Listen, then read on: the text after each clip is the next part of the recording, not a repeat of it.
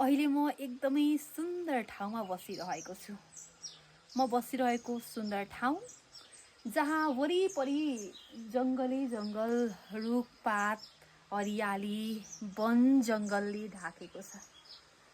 खोला नाला पनि छ, रुखपात पनि छ, चराहरूको आवाज पनि कराएको सुनिरहेको छ। एकदम शान्त सुन्दर ठाउँमा म बसिरहेको छु अनि म यहाँनिर काठको मुढामा बसिरहेको छु, जसले एकदमै गाउँले फिल पनि मलाई दिइरहेको छ।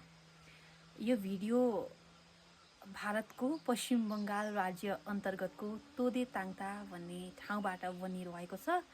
तोदे नजिक एउटा ठाउँमा म आइपुगेको छु। कहाँ आइपुगेको छु भन्नुलाई चाहिँ हजुरहरूले मेरो अर्को भिडियो पक्का हेर्नु होला, म सबै कुरा देखाउने छु। तर अहिले भने यो मनोरम दृश्यको एकपल्ट मजा लिनुहोस् है। एकदमै सुन्दर ठाउँ छ, शान्त छ। मेरो गाउँ कस्तो छ भनेर धेरैजनाले सोधिरहनु भएको थियो नि।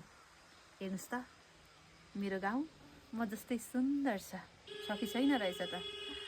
स्क्रिनमा अलिअलि किरा पनि आइरहेको होला, गाउँमा यस्तो अलिअलि आइ पनि रहन्छ है। एकदमै सुन्दर ठाउँ छ।